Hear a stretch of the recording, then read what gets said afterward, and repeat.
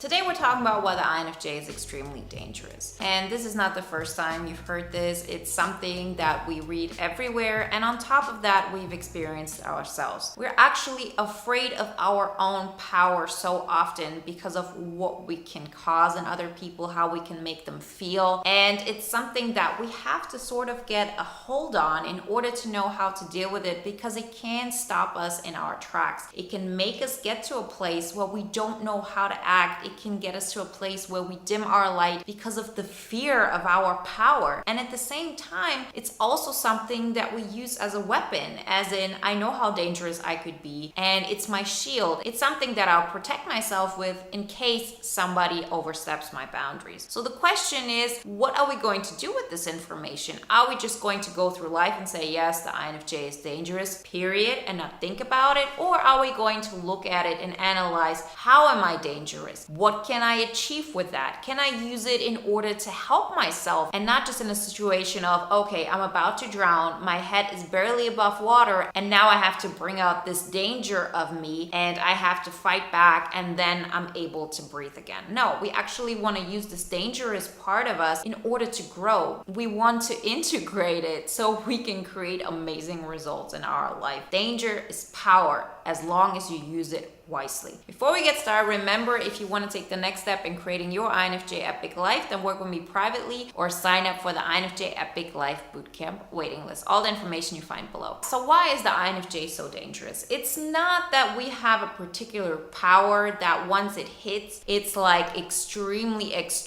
painful. I mean, that's the case, but that's not the reason why we're so dangerous. We are so dangerous because people don't expect this, because we can hide it. It has so much to do with our second function, which is that we understand others so well. It's our creative function. So we can show up as a version that makes other people feel safe, although we know what's actually bothering them. We know what kind of hidden traumas they're carrying with themselves. We know what kind of self-sabotaging behavior they're continuously doing, and we know how to hit back at that. Why are we so good at that? It's because of our first function. Our first function allows us to take a step back. It allows us to hollow ourselves out. We can live in our mind to such an extent that people are not really aware of who we are, what we can do, and how well we understand others. We sort of become observers. That's one of our core strengths. The bad news about it is that we very often do it to such an extent that we lose ourselves completely. But if we know that we can do this, we can find a way to balance it out in a way that,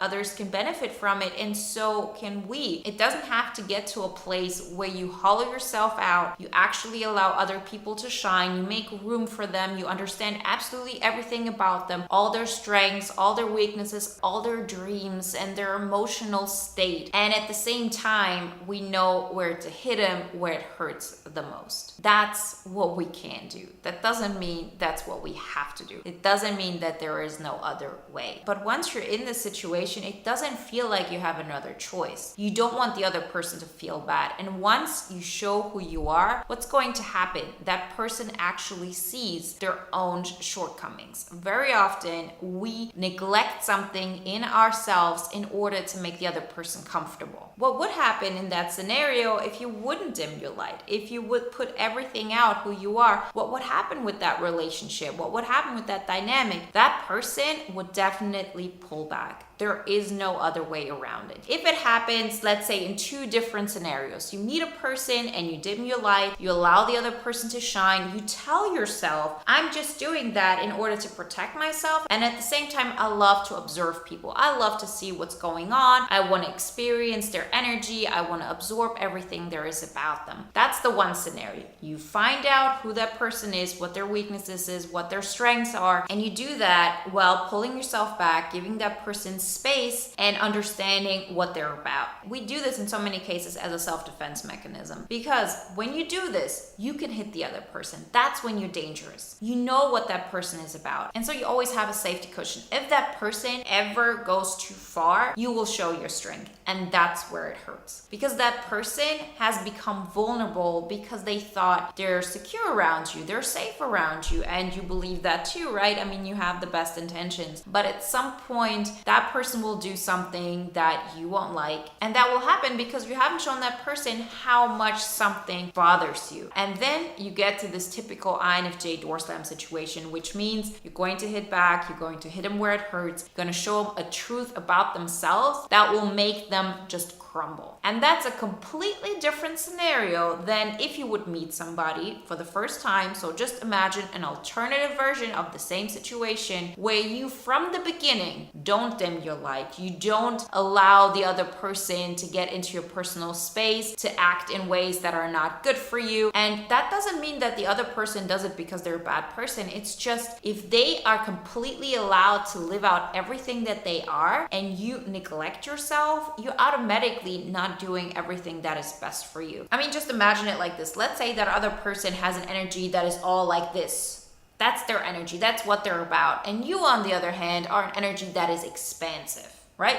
I'm not saying one is better than the other. Just think of it as in two different ways of energy. The more you restrict yourself, the more that person can do their own thing, right? And you want to do that so you allow them to shine. The moment you expand, that person is pulled back. So if you would step into a new situation and you from beginning expand yourself, the other person wouldn't have a chance to stand as big around you. They would have to find a new place, another way. It's not saying that you wouldn't be able to have a relationship with that person or that you wouldn't have a friendship with that person, but it's in a completely different kind of dynamic. And if you would do that, if from beginning you would expand yourself as much as you can and you're all yourself and you don't hide anything, you don't hide your strengths, you don't hide your danger in that way, you actually have integrated it and live it out and you are proud of it and this is who you are, that person knows what you're about. And if they don't want to confront themselves with psychological things and traumas, they will pull back. It's a natural thing and there's absolutely nothing wrong with this. And if you're in that scenario, where's the danger? How can you be dangerous if you from the beginning show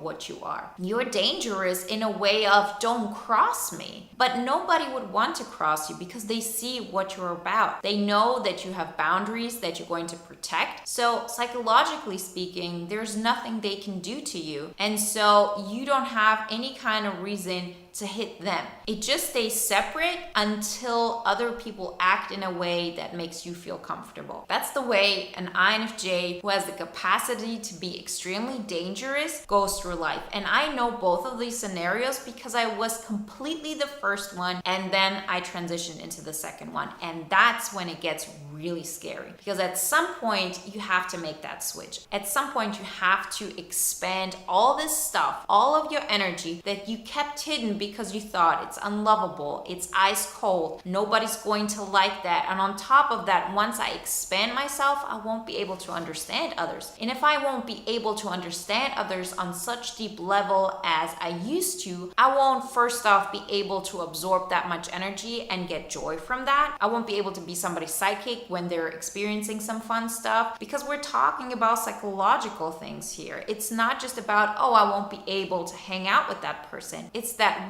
from the moment we expand ourselves in such a capacity of this is who I am, we are the ones who have to create our fun. We have to create the excitement in our life. We have to create our direction. We cannot rely on anybody else for that because we are filling our space up by ourselves. It's just not psychologically possible to absorb so much of other people as you used to once you expand yourself. But if you're in that first scenario, you're extremely dangerous to the other person because if they cross you, you know where to hit them, and that hurts like nothing else. It brings up trauma that people have tried to push down for years, for decades, for incredibly long periods of time because you are a mirror to their life. That's what we are able to do as INFJs. We can be the mirror for people. And at that moment, they see that they cannot project their worldview onto you. So they in that moment have to actually confront themselves. And it's a completely different situation if they first meet you, they automatically see there's no way for them to expand themselves, including their shortcomings. Or if they're in a situation where they feel like, oh, I can actually expand with all the trauma that I have, and then you hit them back with, actually,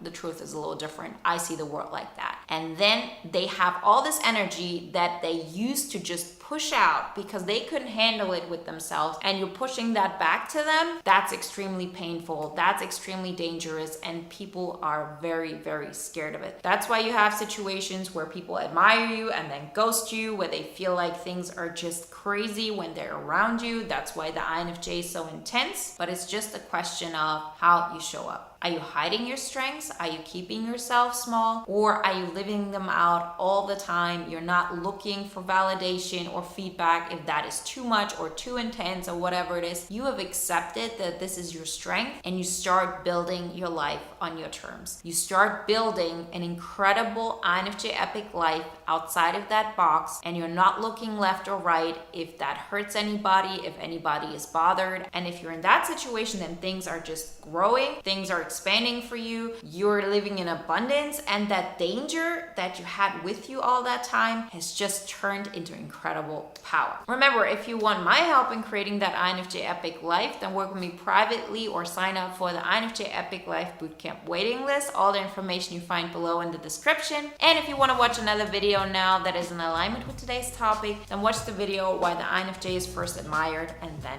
ghosted.